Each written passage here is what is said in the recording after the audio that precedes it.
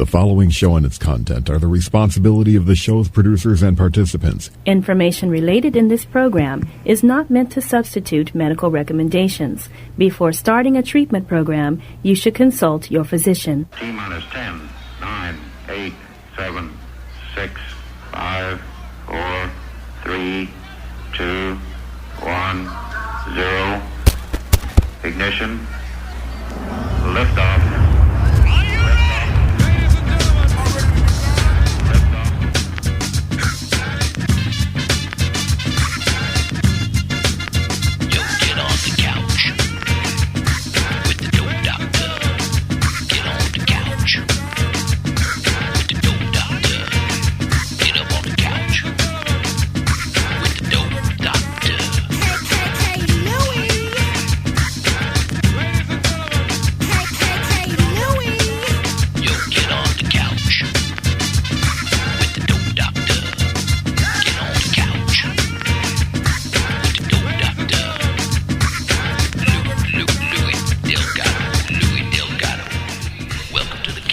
That's right. Welcome to the Couch Live. Hello, everybody. It's a beautiful Friday.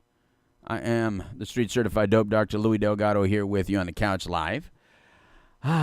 Trinity's not here. The Dharma Guy left me alone. He's out there doing family stuff. So I'm here by myself. No, I'm not really by myself, actually.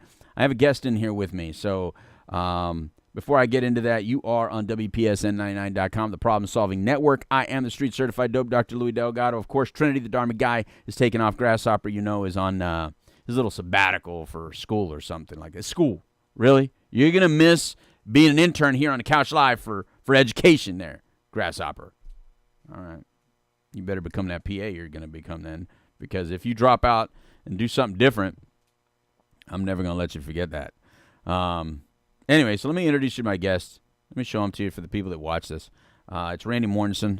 Randy Mortensen is here with us, and I'll let him explain exactly who he is. He came up all the way up from Brevard County, if you know where Brevard County is. For those of you in the Florida area, you may know Melbourne area, Brevard County, stuff like that. But those of you not in those areas, then you may be like, well, where's Melbourne? He came all the way from Australia. No, he did not. So, Randy, why don't you go ahead and tell everybody who you are a little bit. Thank you, Louis. I didn't come all the way from Australia. It was less than an hour drive, so I'd have a hard time doing that. So that was easy in today's economy or in today's world of travel. But I actually live in North Merritt Island, so right. I live very close to Kennedy Space Center, about 5 miles from there, and 3 miles from Cocoa Beach. So most people that ask me where I live, if I tell them Kennedy Space Center or Cocoa Beach, that at least gives them a general idea. Oh, then they know, right? Then they know, yeah. or at least I think they do.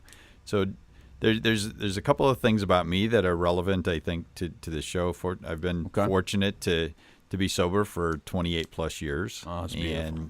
And currently I'm working as a board advisor to the Doctors Goodwill Foundation that is based in Brevard County, and we have an event coming up on November 1st called the Masquerade Ball. Look at him. He's already getting into it. And the goal there is we want to shatter the stigma of the opioid addiction and suicide in Brevard. Right. So we have a brilliant speaker I've heard come. I've heard he's awesome. I've heard he just knocks it out of the park. I heard. We'll see. Yeah. So ask me Thursday at about 10 o'clock. I will. But it's my background from a corporate standpoint. I come from a background of finance and energy. So I'm a former banker in financial services, and then we built a company that was acquired by a $10 billion gas and electric utility in Minnesota. So I have quite a varied past, and we can talk more about the wreckage of my past here in a minute too. Are you open about that stuff? I mean, absolutely. Oh, that's beautiful. Absolutely. That's beautiful. All right, so let's get into a little bit of that then. So we just meet, right? You're calling and telling me that there's this thing going on in Brevard County, right? And I have no idea who you are or what you got going on, but you're a persistent man. You made a good case for yourself. You know, and just like Trinity, my co-host that's usually here, he's very persistent as well. He did the same thing you did. He just kept calling until I had to respond. And you seem to know some of the same people I know. So it sounds like you're connecting with some of the right people down in Brevard County. You know, which is pretty nice. Now, were you already, when you said you come from finance and energy, were you already living in Brevard County? No, we've actually only lived in Brevard County since February of 2014. Okay. So we escaped the brutal cold of Minnesota, and we're fortunate to move to Brevard County 4.5 years ago. Wow. Yeah. Now, look, Minnesota. I mean, how do you get to Minnesota in the first place? How do people get to Minnesota if you're not a Native American? How did you end up there? It's a great place to live. It's a wonderful education system. It's an awesome place to do business. But what I say is the weather sucks. Well, that's the point. That's what I'm talking about. Isn't that like the basis of why to live somewhere? Okay, so I know, safety is important, ice is important, opportunity is important. But you know what's really important? Weather. Yeah. You know, when you have to go outside and scrape off your car just to get to work early in the morning, go warm it up and then get back in the house. Because now cars, they warm up themselves. Right. But not back then they didn't. Not then. Then no. you had to run out there, scrape it and do it, and then you got to run back in the house and warm up. So Right. So, and then drive on the icy roads and shovel all the snow and so on. Right. So yes, I was actually born in Iowa, which is a little less cold than Minnesota. But then we moved to rural Minnesota when I was very young. So I actually grew up there and knew what I didn't want to move back to when our company was acquired. Yeah, and I grew up shoveling manure every Saturday morning for about 3,000 head of pigs. So I get that, but see. My Minnesota friends who are no doubt listening are watching this because I put it out on social media, so I have to be careful. So you got to talk good about Minnesota. Minnesota has great ice fishing. People in Florida have no hint what that means. No, you don't throw Nor ice cubes. do I want to. No, here's the thing. You go ahead and have your ice fishing. I got a Publix. I go to the grocery store. So Florida people think, what do you use ice for bait or what? No, the lakes actually freeze over and you drive your vehicles out onto the lakes and then drill a hole in the ice and go ice fishing. Okay. Let me tell you, Minnesota friend. Let me talk to your Minnesota friends for a second. Let me talk to you guys.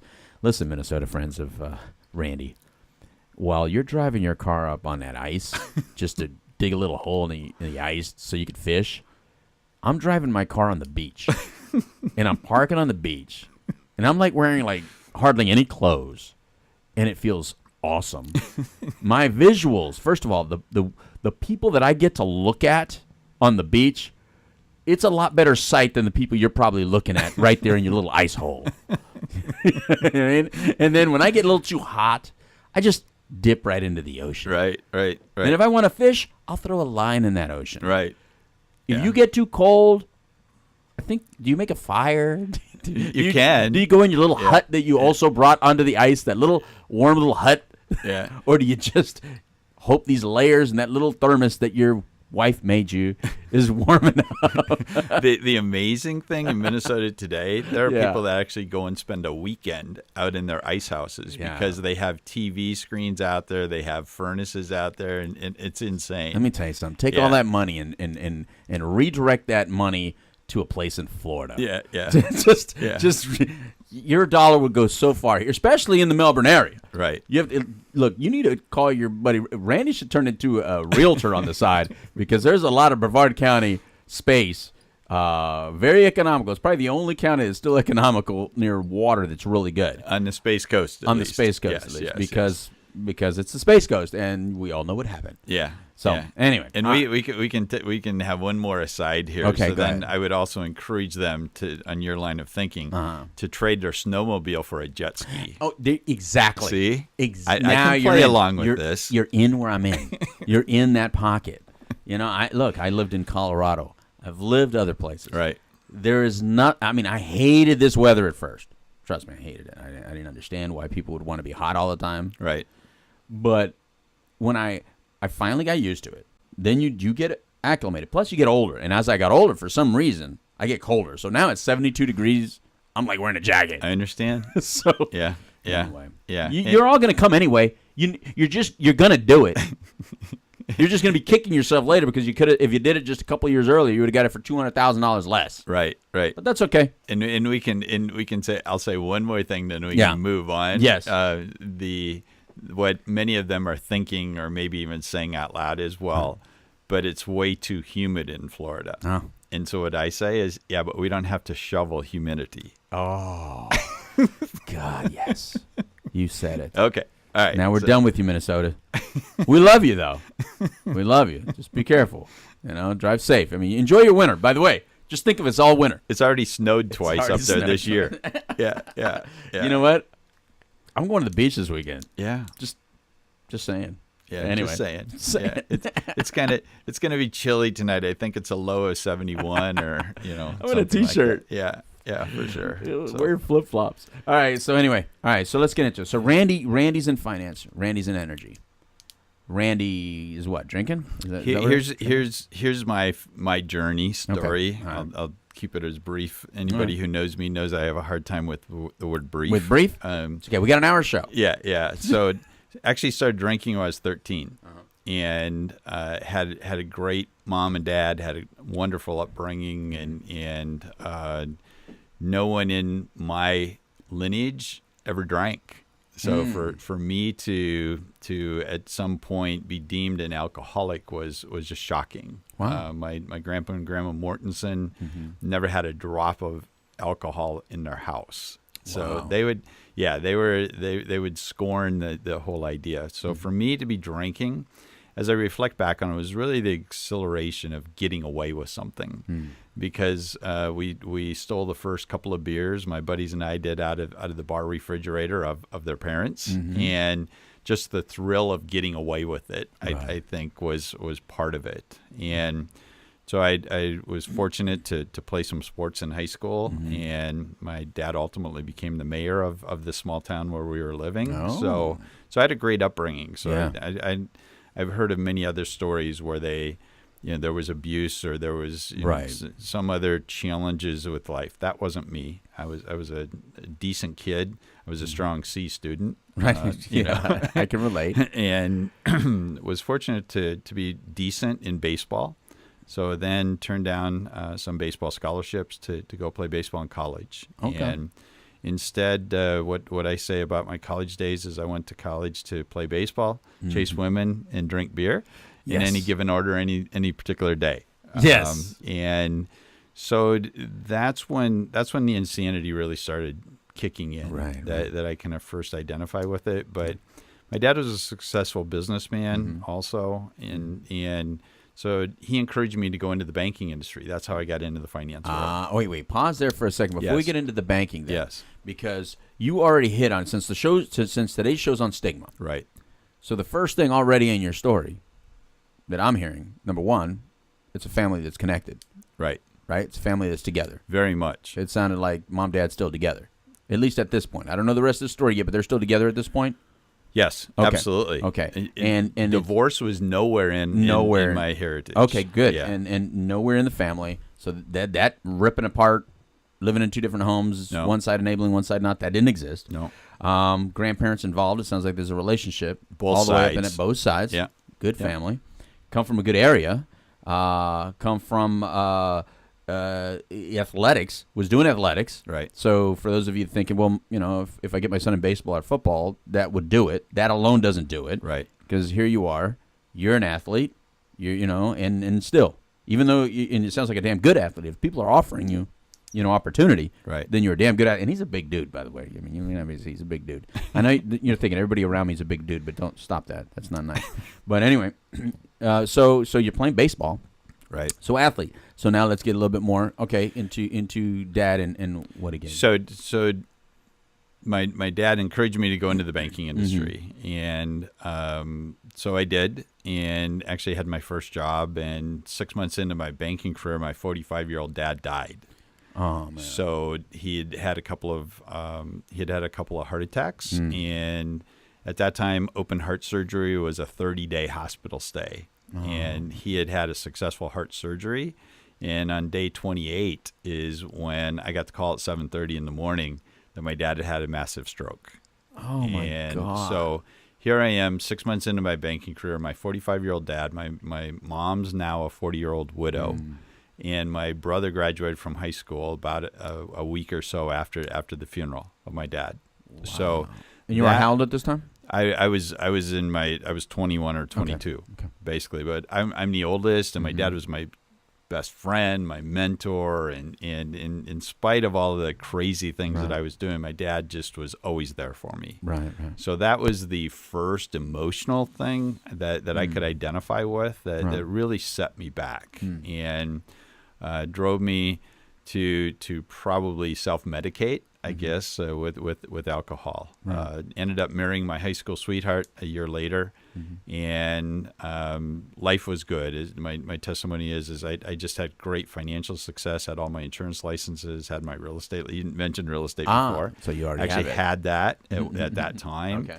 And built my first house when I was 23, 24 years old. Wow. You just don't do that. Right, right. So on the outside, I was a crazy successful young guy that was very driven. On the inside, I was a mess because for anyone who's been down the path of drinking to an excess, you say, well, I'm never going to do that again. When you wake up with the worst hangover you could ever imagine. And so then the poor choices at that time that I talk about in my book that's coming out.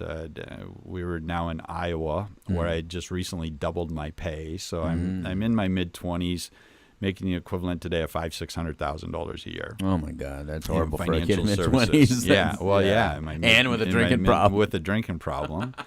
And so I pull into the driveway, or my wife pulls into the driveway, and my car's in the garage, and she can't find me. So we had actually bought a duplex at that time, and in the other half of the duplex was a young, cute high school teacher in that community that was our tenant. Well, my wife finally figured out that, well, I was there, but then she went upstairs and knocked on the door and found me passed out in the bed alongside our tenant.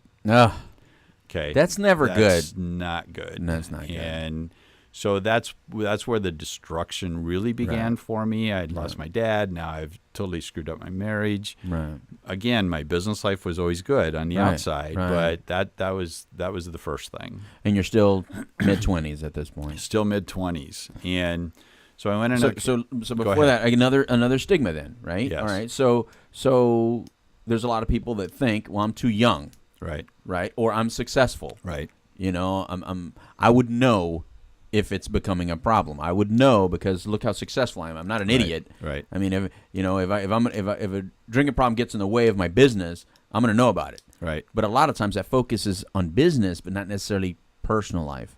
Like there's a lot of and I think that's one of the issues with alcoholism that I've noticed throughout all these years of treating people for 28 years is that as long as the alcoholic is financially successful, it's really hard to help them understand that life is not working out. Right. Because in their eyes, it's working out to where their focus is.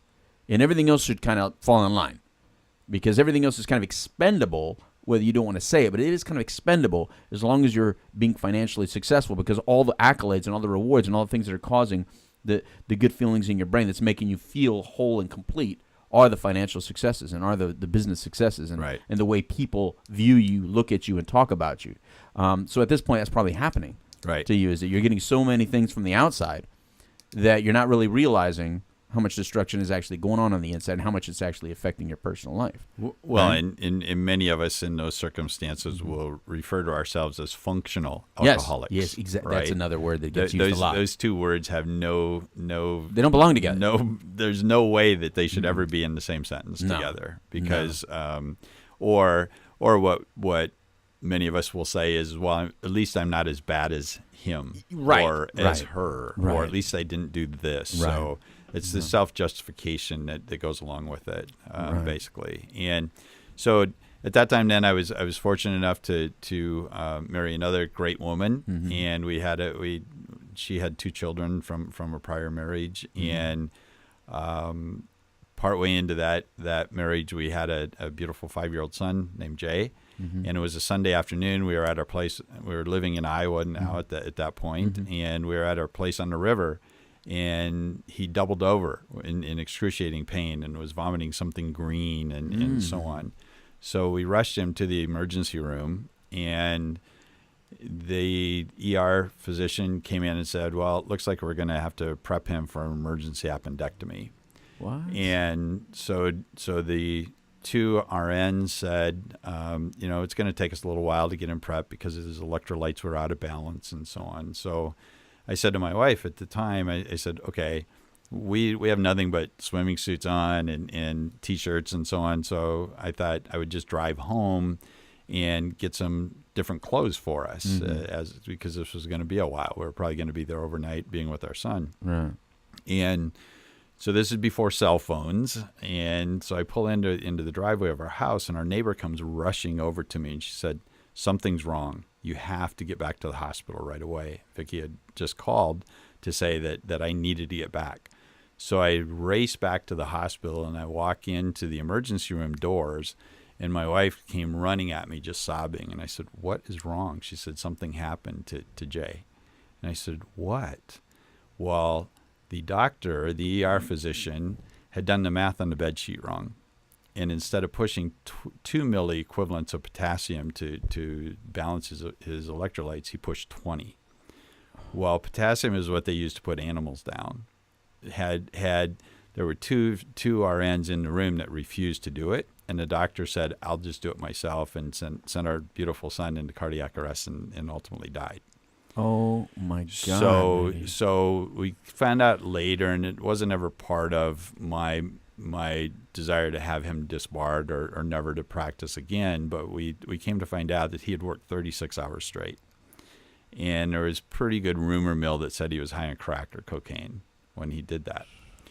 So that sent me down into another depth. And again, business was still good. I now own 2 businesses at that time and so on. But that was another crisis point, I guess, if there was a marker anywhere. Right. Parents who end up losing a child, the divorce rate's 95%. Huge. It's huge. I just had that conversation with someone. So then I just ran. I nothing mattered. This was my pride and joy. This was my 5-year-old son, and I can't even explain that now. And I've done some care ministry with parents subsequent to that to say, it's no different than being an addict or an alcoholic or somebody in recovery. I know how you feel. Right. Only somebody that's been there and done that can say that. Right. I know how you feel, the brokenness, the hurt, the pain. I mean, Jay would be 35 years old today. So it's 30 years ago, and it feels like about a year ago as a dad to experience that loss. Right.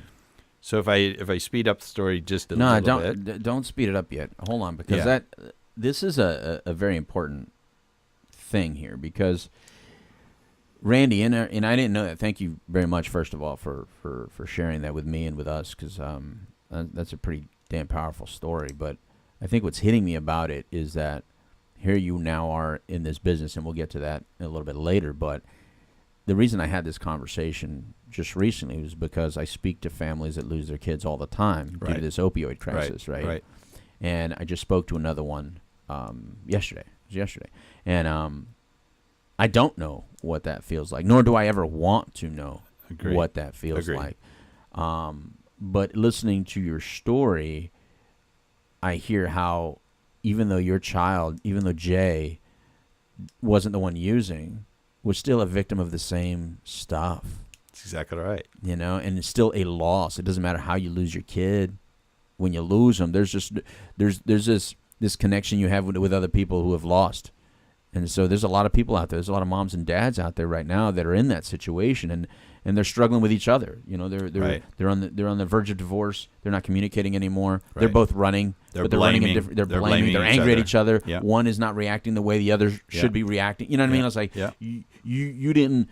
Why are you acting like that? How can you go ice fishing right now? Right. How can you be happy? How can you be happy? Yeah. You're not supposed to be happy right now. So I could see all that conflict, and it's really hard to deal with those families because, all I have is the education or the time, in dealing with families, but not the actual experience. Right. And this is one of those moments where the actual experience, you want to send them to people who've actually had the experience so they can get that connectivity. So that's not an issue. Right. So they're saying, instead of saying, you don't understand. Right. Well, they can't say that to you. I totally agree. So thank you very much for sharing that. Yeah. And I think that's going to be very helpful in you being in this space, speaking with families, especially when we're dealing with an opioid crisis where so many families are left without their kid. Well, and the other thing that I would add to that is the substance use disorders, the crisis that we have today, knows no economic boundaries. That's right. Right? And or there's no particular ethnicity or age group or anything like that.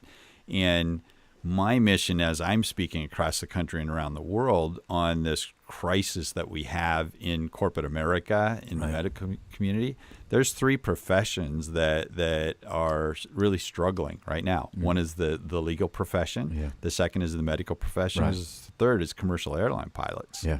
So when I speak to medical practitioners, what I say is I don't ever want another parent to go through what I did with my son because of the shortcomings and misgivings of a doctor, right? Wow. And so I can say that from stage and say, you know what, I don't want any of you to ever feel that either, or sense that sense of guilt for having made a math error on a bed sheet. Wow. Right? Yeah. So it's very basic, but yet, I mean, this is powerful. He killed their kid. It's powerful. So yeah. And I know so many of those doctors.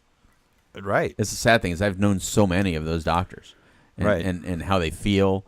And all too often their focus is on how do I get back to work. Right. And I very rarely hear the story of what they did while intoxicated. I mean serious. Understood. I mean, even if it wasn't as severe as that, even those small things that they may not feel as severe, well, we don't know. Right. We don't know. Right. Because you've practiced medicine for how long, giving different prescriptions and diagnoses for how long. So it might feel like a lot of weight for you to even go back and think, wow, how much destruction could I have done? It's not so obvious as maybe like with you, but it's still, it's happening. And so if you're a physician out there as well, or an attorney or a pilot, you take such a high level of responsibility on so many of our lives. Every day. So for you to reach out and get help is astronomically important. Right. Because you're right. I mean, we do not want another Jay lost. And I will always be quick to point out also, they've saved thousands of lives. Right. Those doctors have. Right. Right. So this isn't finger pointing. It's more encouragement to say. Very much so.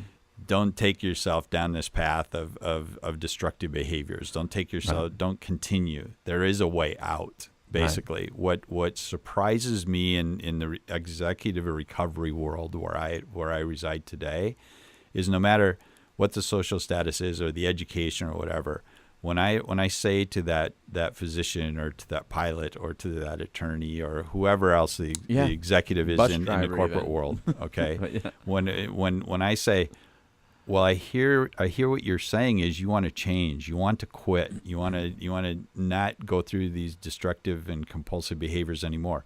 Why don't you change? The answers are the same every time. I don't know how. Yeah. I don't know how.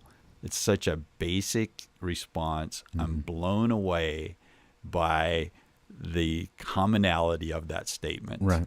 I don't know how. You and I probably said the same thing. Many people that are listening. I didn't know how it either. I knew I had the intellect, or at least I thought I did, but I was missing the connectivity. Right. I was missing the why and the how, basically. So as I was running away, owned a couple of businesses still at that time, and my brother was in the credit card processing world. He was actually working for Citibank in Las Vegas. So I ran to Las Vegas. Oh, well, so did I at one point. I might have crossed paths with you. And So the title of my forthcoming book is "God Took Me to Las Vegas to Get Sober." Okay, because that's exactly what happened. That's funny. And what years are these in Las Vegas?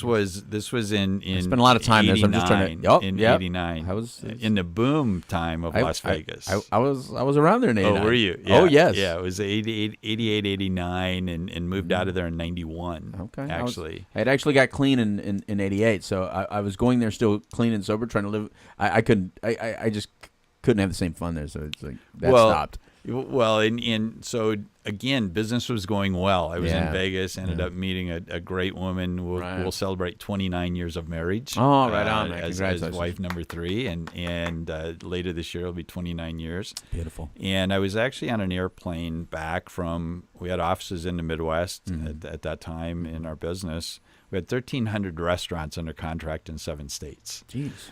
Wow. And we were doing the commercial kitchen cleaning for those restaurants. Nice. And so I was on an airplane coming back. At that time, America West Airlines had no first class. So if you sat in the first row, buddied up with the flight attendants, they'd pull the liquor card out, and it was free alcohol. Right on. And so I had drinks before anybody else in the airplane even thought about what they were going to order. Yeah. So I'm drunk on a connection between Phoenix and Vegas.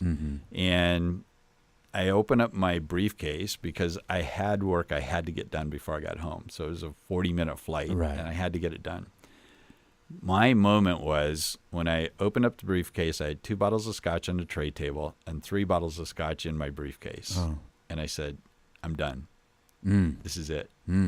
And, but why? What was in the headspace? I was just by seeing that, or what do you mean? Just the visual. Yeah. I was, as I now know, I was so sick and tired of being sick and tired. Right. I was just so fatigued. I was drunk, and so all you see is more scotch. Yeah.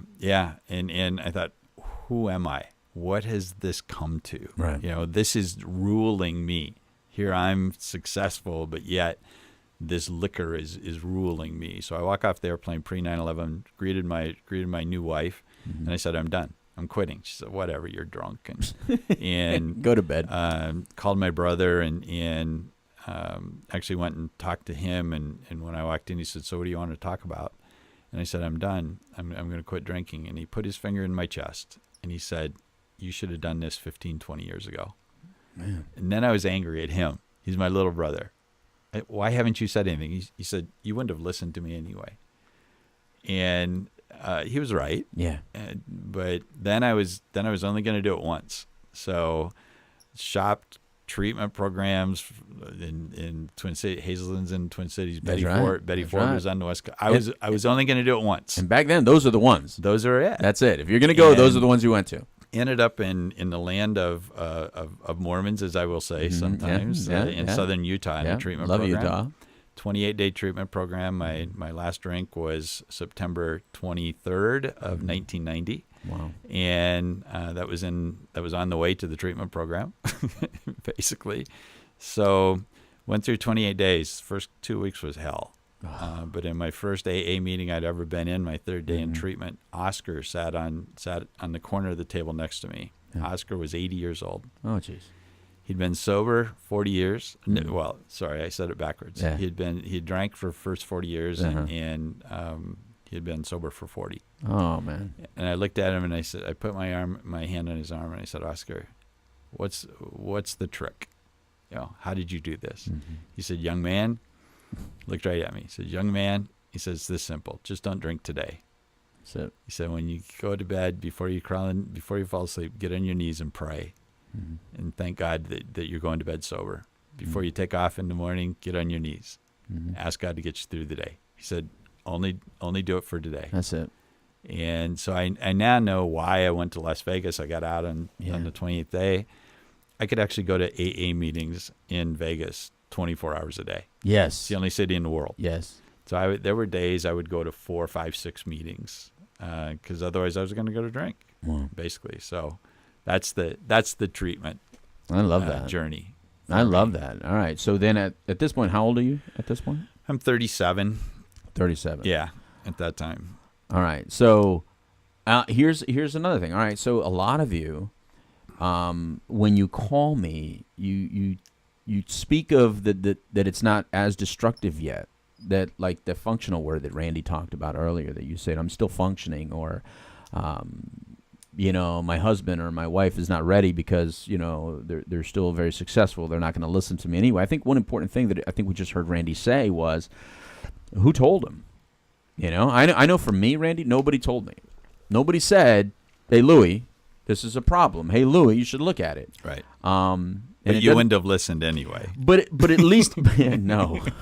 But at least somebody should have said something. Right. Because here's the deal that I believe in. If you're my loved one or my friend, I want you to do whatever you feel you have to do to live with yourself should the worst happen to me. Period. And I don't want something to happen to me and have you live the rest of your life saying, I wish I should have, could have, would have. Right. And if I die intoxicated and you knew I had an issue but never said anything, you are going to always think, I wish I should have, could have, would have. It's the regrets. And yeah, so at this point in time, whether I listen to you or not is not why I'm telling you.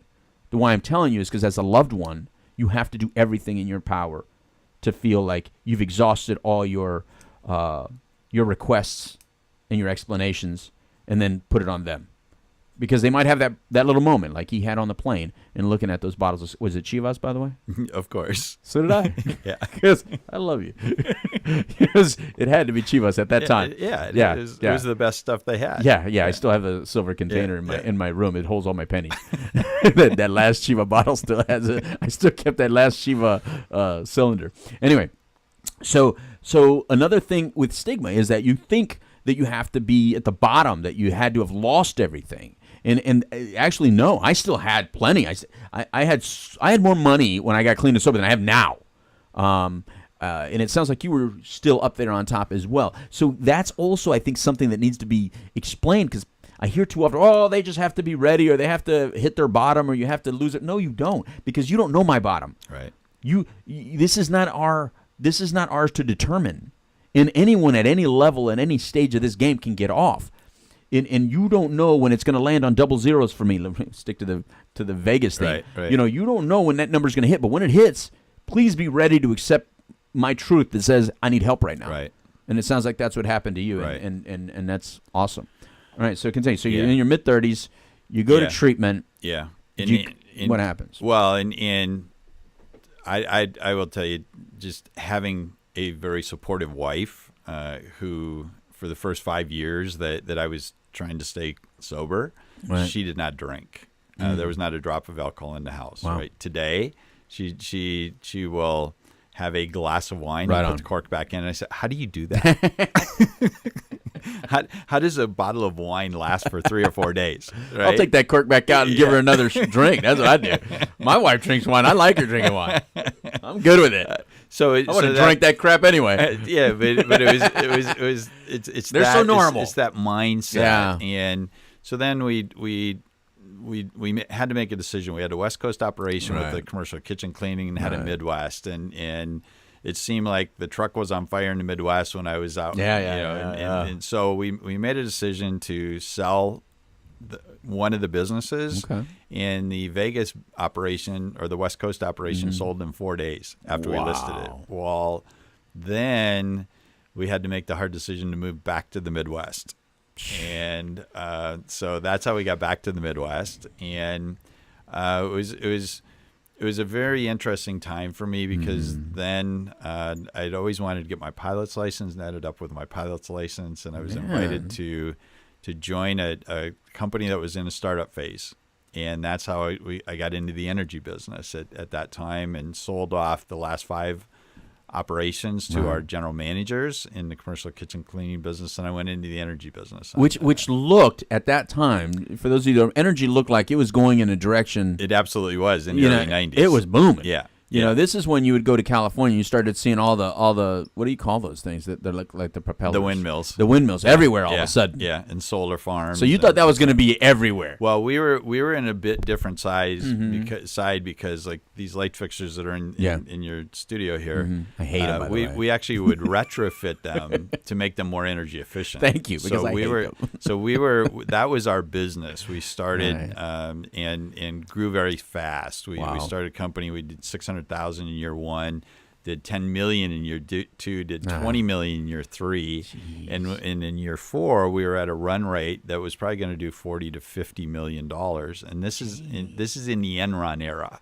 God, okay. yeah. So pause it for a second, because this is the boom. This is when construction and everything was like, everybody had money. Yes. The 90s were beautiful. Yes. I mean, if for those of you didn't experience that, I feel so bad for you. Yeah. You have no idea how much everybody had at that time. Right. It seemed like everybody had money. Right. And there was so much construction and so much work. So here you are, successful, even now more successful, newly sober, and they say don't make changes in the first year. And it sounds like you made a lot of changes. Yeah, I didn't listen to that very well. So can you touch on that briefly before going on? Like, you made a lot of changes in that first year, and economically made more money, it seems like. Yeah, that was in the first 2 or 3 years. It wasn't all. And that's still early, though. But that's still early. Oh, yeah. Because I wasn't even sane for 4 years. My first 4 years, I was still very angry. Yeah. So can you kind of talk us a little about through that, like those changes, and how did you stay so grounded and connected in those early years? I'm just a little bit of an overachiever. Okay. And when I speak from stage, even today, I say I never lose. I always win. Okay. So, but I've so added that cockiness helped. But I've added some logic to that. I either win or I learn. You know, I used to refer to myself as a non-winner, but never a loser. So I was, and we had great partners. There was some guys that were in Minnesota that were great. That they invited me in to join them, basically. So we grew very fast. Jeff Skilling, who's still sitting in prison of the Enron days, they did a lot of bad things. So we were actually acquired them by the $10 billion gas and electric utility in Minneapolis. Oh. That's how that all came about. Wow. And we do need to talk about the masquerade ball here at some point. Don't worry. This don't you just love the way he just tries to bring it back there? That's you're a hell of a lot more entertaining. Go ahead. So things were good, and I would say from a prosperity standpoint, we're in similar times right now from an economic standpoint. Think about here in Central Florida. It's booming right now. Booming. It's booming. It's booming, right? And in other parts of the country too. Right. So we then moved to Minnesota, and I'm now VP of this $10 billion gas and electric utility, and ultimately was responsible for a $125 million business unit, and we had 12 offices across the United States. So here I am in a position of power. At one time, I had 350, 500 people in my business unit that I was responsible for. Right. Okay. And back to your question before, though, I went through 5 sponsors in 3 years. Okay. So I wasn't exactly the most compliant. Were you the one firing them, or were they firing you? Yes. No. Some of both.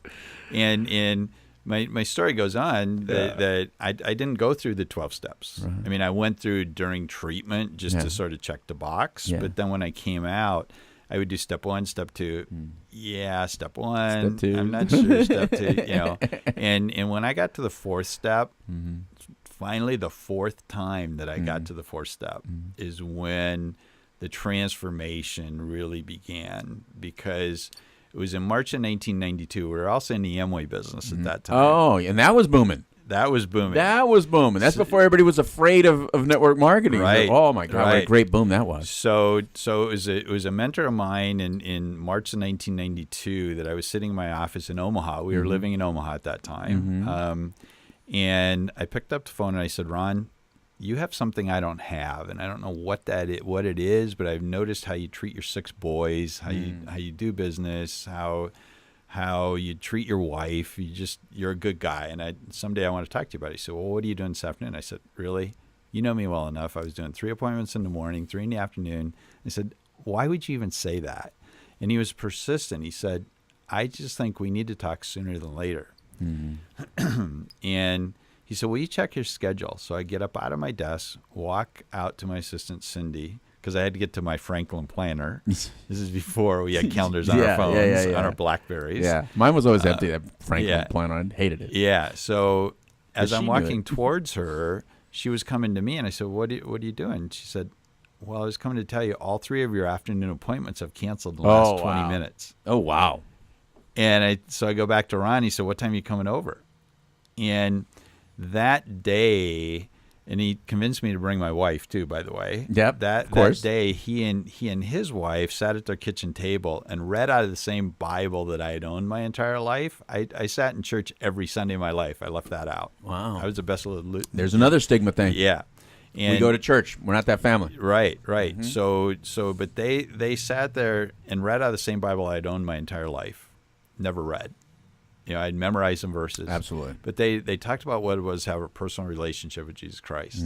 That was totally foreign to me. Right. So I didn't pray the prayer that they thought I was going to pray that day, or probably hoped that I did. But it was about 10 days later. We were in the Marriott Ballroom at Orange County Airport in California. And Cliff Minter was on stage and he says, if you're ready to just confess your sins, if you're ready to seek God's forgiveness and invite him into your life.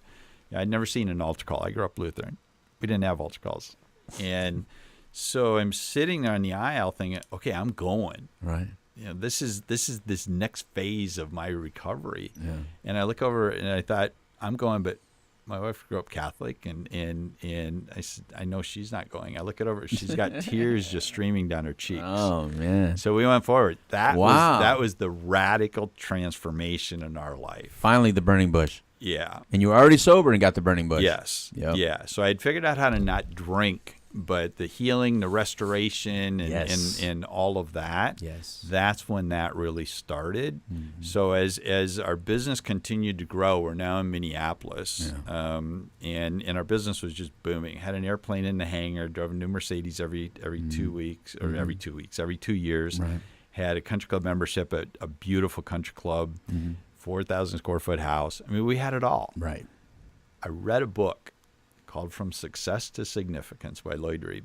And I was just convicted. I had accomplished everything the American dream said I should accomplish. Right. But yet I knew there was something missing. Had money, had all the things, the toys and everything that we're in pursuit of. Yeah. And I walked away from the corporate world because I didn't have that item that was going to leave a legacy for me. So for the last 13 years, my wife and I have led an organization doing work in Haiti. So we've been fortunate. We have 1,200 kids. I don't know. If you'd have told me 15 years ago we'd be doing what we're doing in Haiti today, I'd have said you're smoking crack. Exactly. No desire to ever do it. Did it out of obedience. Wow. Okay. How do you pick Haiti? I mean, there's so many other places. It was. We needed you in Mexico, and you went to Haiti. I know. No, I was kidding. It could have been. And it didn't matter. And I was one of those critics that would say, you don't have to go halfway around the world to Africa. We got it here. We got all these problems. And my wife at that time owned a very successful destination wedding and high-end honeymoon business. So we spent a lot of time in the Caribbean, and we were relatively new believers at that time, and we'd say, God, maybe He'll give us something to do in Haiti this next season of life. Wow. Or no, we didn't say Haiti. Oh, okay. I said that wrong. Maybe He'll give us something Jamaica to do in the Caribbean. That's what we said. We were not thinking Haiti. We were thinking Haiti. Jamaica, Turks and Caicos, St. Absolutely. Lucia. Yeah. So that was a surprise. And then on St. Patrick's Day of 2005, we launched a faith-based ministry in Minnesota. And I had left the corporate world. And today that ministry is called Quest 180. That ministry today still serves 400, 500 people at four different locations. There's been 18,000, 19,000 people that have come through those doors. Oh, man. And so that's the impact. That's the significance. And that's why I'm so passionate about, in Brevard County, we have 2 to 3 opioid overdose deaths a week. 2 to 3 a week. 2 to 3 a week. This is a county of 580,000 people. Right. Okay. It's not huge. Tell us about the Brevard. Perfect segue. Tell us about Brevard County. Why Brevard County and what's happening in Brevard County? For those that don't know. And not that it's, look, this is happening all around the country. But you're right here. You're right here. And obviously you're a man of impact and a man of mission. So tell us about this new mission, the masquerade that you got going on. Remove the mask. It says shatter the stigma of opioid addiction and suicide. Right. And it's happening on November 1st. Right. So why Brevard County? Well, here's some of the stats that we're talking about. In part of the mission I think you and I share because of the meeting we were in, Right. in Orlando the other day, is we've criminalized the addiction problem. Right. And that's not going to work, Right. basically. So in Brevard, the economy's booming. There's 49 new companies that have moved in the last 7 years. That those companies alone have generated $2.5 billion a year in annual revenue increases. Nice. Jobs are just booming. Carnival just signed a 25-year lease to bring the largest cruise ship in its class into Port Canaveral. So the county's making deals. The county is booming. Yeah, the county's making deals because they try to make deals with us because they want it to boom because it lost so much. Yeah. So there's 8,400 companies in Brevard County with 10 or more employees. So that's why what I said earlier is our goal with this masquerade ball is to bring the community together. Right. It takes a village. Yes, it does. Right. So it's not a government problem. We need to bring the faith community together. We need to bring the medical community. Sheriff Ivey is on board as the leader of law enforcement, the judicial system. Actually, when I leave here, I'm going to meet with a bunch of attorneys. Oh, they're fun. Defense attorneys and prosecutors in Brevard. Right. So what's happening? The county, the population's growing, but we have major problems. 2 to 3 people are dying a week. These are husbands, wives, children, cousins. 1 out of every 4 Americans is somehow impacted. Yes. Okay. In Florida, the per capita spending, when you monitor it state by state, we're at number 49 in Florida. You mean spending for help and treatment? Yes. Oh my God. No, for mental illness. You mean? Oh my God. Oh, okay, we're number 49. Okay. Mental health. Yeah. Okay. So it depends how you categorize it. Yeah. Okay. Yeah. But we're number 49. Guess where we are as far as spending per capita on prisons and jails? 3. Yes, we're in the top 5. Jeez. So on average per capita, we spend about $35 per resident of Florida a year. It's horrible. And we spend around $120 to $125 for jails and prisons. It's just insane. Per capita. Okay, what's wrong with this picture? Yeah. You said it earlier, the treatment programs, the treatment protocols of the last 40, 50 years have not worked. 7 out of 8 people are relapsing in the first 6 months. Yeah. So the time for change is now. Yes. And the fentanyl issues you also addressed earlier. Huge. It's huge. And so that's the why. The event on the 1st where you're going to be coming and just sharing a bit of your story and much of the valuable work that you do on a day in, day out basis, you're sold out. You're all in. Right on. So we're really focused on prevention and research and recovery. Okay. So prevention, research, and recovery. So the prevention part, you have organizations that work specifically with prevention? Because that is a hard piece. Yes. It's more It's as much education as it is prevention. Okay. So we're working with adolescents. We're working with the healthcare system. It's the doctor's good, it's the Doctors Goodwill Foundation. Right on. So we already have the medical community engaged. Great. You mentioned it earlier. I bring to the table, relationships in the faith community. Right. I was one of those people. Yeah. In the church. Yep. Right. I was one of, quote, those people. Yep. And so we need to decriminalize this. Yes. We need to love on these moms who are suffering with substance use disorders while they're pregnant. Right. Okay. Not once that baby's born, because 25 to 30% of all the babies in Brevard County now are born addicted. Yeah. That's not right. Right. Okay. So there's about 5,000 babies that are being born every year in Brevard.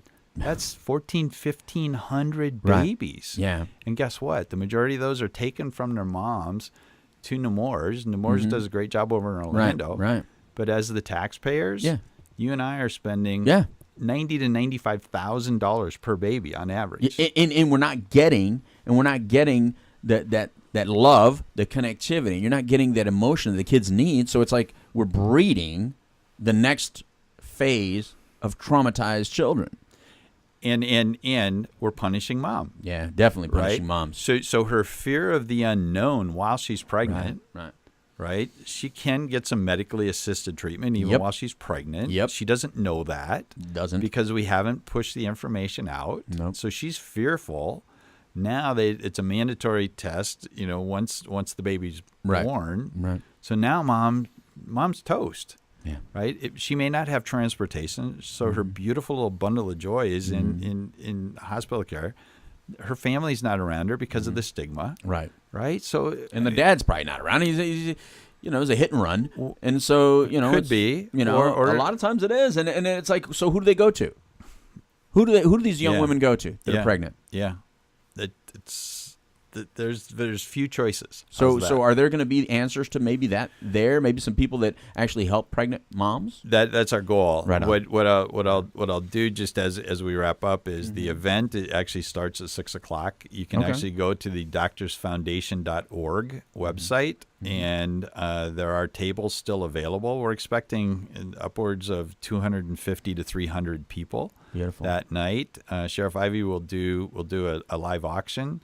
One of the things that we just signed on in the last couple of days is the Grimaldi chocolate people have donated up to 10 adults coming and actually doing a tour and making their own chocolates. It's like a $2,500 to $4,000 package if you were to pay for it. That's okay, awesome. So it will be some of the best Indian cuisine you could ever imagine, as well as entertainment of dancers and so on. So we're going to talk a lot about suicide prevention also. Yeah. We have a young 17-year-old survivor who she's going to share a bit of her story. So it's the suicide as well as the opioid crisis that we're dealing with. And then we're creating jobs. So in North County, we have a project that will actually be able to create jobs, do jobs training, and then we've identified a huge gap there's a huge shortage of housing for moms with small children, moms in recovery. So we're working on that too. I love that you're inviting people to come out and get a table. And here's, in closing also, because we're getting there, but if you've been listening, you've been hearing Randy's story. There's a lot of Randys out there. There's a lot of Louis out there. There's a lot of yous out there. By gathering together, by us getting together and just letting our presence be known, I think that's very important. And so if you have the ability, if you have a company, if you have anything to offer to anything that Randy's been talking about, there are still tables available. So go to doctorsfoundation.org, doctorsfoundation.org, and see how you can be involved one way or another, whether you're involved by participating as an attendee and just enjoying the night, or whether you're involved by maybe being a participant by having a table, a booth, showing how you offer your services or how you can help this population. I think that's very important as well. Is To Write Love on Our Arms, are they going to be there? To Aloha? Does that sound familiar? No. All right, so I'm gonna make a phone call after this because you're tapping onto some issues. They're Brevard County, and they're right there in your home base, and they're a huge suicide prevention kind of deal. But there's you out there. I mean, we know some, you know some. This needs to come together. And let's say you watch this after it's all done. Let's say it's past November 1st and you're listening to this or you're watching this and you say, oh, man, it passed. I can't do anything. That's not true. You can still go to doctorsfoundation.org and reach out to Randy. Reach out to some of the other members. Dr. Belani is a great doctor out there in Brevard County. I've known about Dr. Belani for many years. We've actually talked on the phone many times. I don't think we've ever physically met. I don't think. But my memory is bad. But Dr. Belani's out there, and he's part of this organization, and a lot of great Indian doctors. And so, so when you have great physicians involved, when you have great business people involved, when you have individuals that actually care, and they're coming into your community and doing things like this, then please get involved. DoctorsFoundation.org, or you can call 321-735-6492. That's 321-735-6492. 6492. And 30 seconds of closing there, sir. What would you like to say? Here's what I would also like to encourage people to do. I actually have a closed Facebook group that is titled God Took Me to Las Vegas to Get Sober. And there's about 3,000 people there. I do a daily post on there, words of encouragement, and really promote interaction amongst people. The majority of the people I would say there are in recovery. What I love about you, Louis, is you've been doing this long enough in this area. You know the right people and the people that could improve or the programs. Right. So we're also big proponents of intensive outpatient. Right I on. do executive recovery coaching to people that they're talented, but their drive is taking them towards destructive behaviors. Right. So we'd love to do more, whatever that means. I love it, and thank you so very much. And yeah, we are at time, but remember, and I can't wait till your book comes out. By the way, so go to that closed group, follow Randy, follow that because his book's going to be phenomenal. It's what did the Vegas say? God took me to Las Vegas. God took me to Las Vegas to get sober. To get sober. All right, Randy, thank you very much from everybody here on the Couch Live, and of course WPSN99.com, the Problem Solving Network. Adios, amigos. It's time for a taco. Goodbye.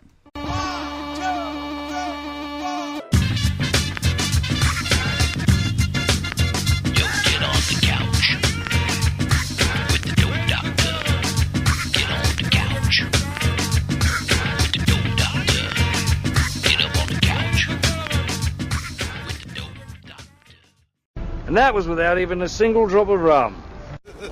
That was awesome.